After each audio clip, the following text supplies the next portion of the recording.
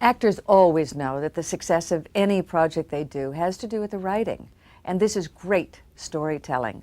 We started out with Jane Eyre. We told stories from Henry James, from Herman Melville, from the Bible. These are great classic pieces of literature.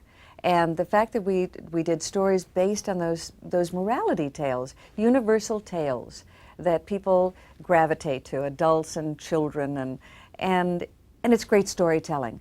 So I think that's the main reason. And the other reason is that Dan Curtis did an amazing job of casting. The people on the show really did work like a repertory company. And you can see the family elements, you know, as you watch the show. I think that's another thing that pulls the audience into the show. The fact that they can see how close we are.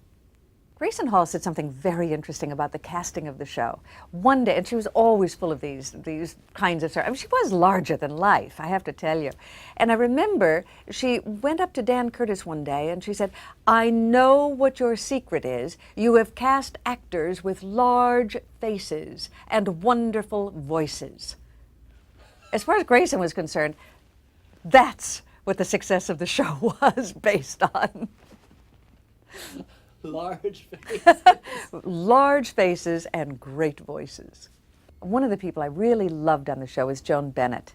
When I first started on the show, on that very first day, I remember going up to her in the rehearsal room and introducing myself.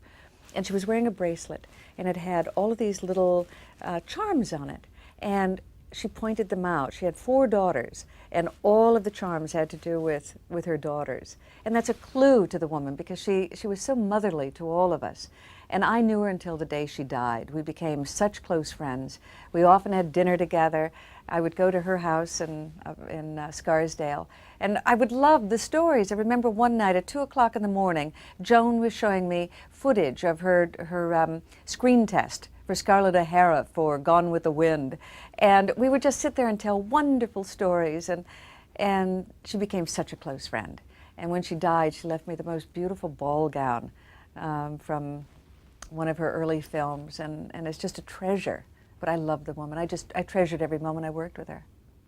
It's interesting to realize now that Dan Curtis has been the catalyst for almost everything wonderful that ever happened in my life. My first real job on television, and then when I left Dark Shadows and I moved to Paris, then to London, it was Dan Curtis who came to London to do a feature film and gave me my first job there. And I joined British Equity and did a lot of film and television and theater in England, a lot of repertory, and did Harvey with Jimmy Stewart, and then got a television series in Los Angeles. And I came back, and actually the very first person that I worked with in Los Angeles was Dan Curtis.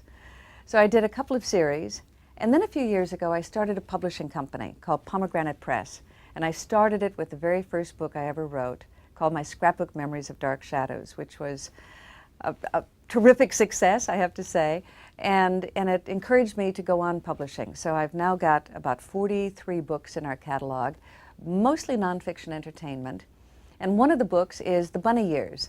It's the 25-year history of the Playboy Clubs. It was a book I wrote because I was a Playboy bunny when I was studying at the American Academy of Dramatic Arts. And I still worked as a Playboy bunny for 1 full month while I was playing Maggie Evans, because my mother told me not to give up my day job. You never know how long these series will last.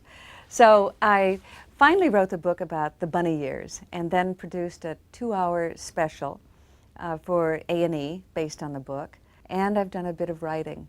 Most of the books we've published I haven't written, but I'm now in the middle of my first novel and terribly pleased with it. So I really have to say that Dan has been a catalyst for everything good that's happened. And I'm doing pretty much what I hoped I would do when I went to New York when I was 18. I'm doing a lot of writing and a lot of acting, and I've explored these other areas. I've really enjoyed it.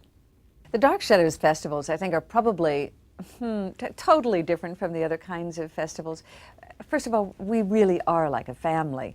The actors love getting together, and it's a time for us to kind of reminisce and catch up on what we're doing now.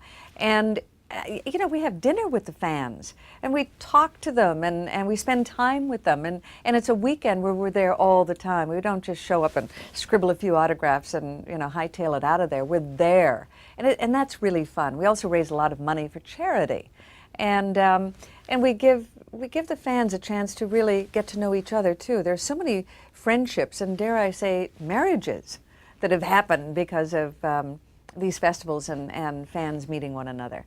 As a matter of fact, one of the Dark Shadows actors married a fan.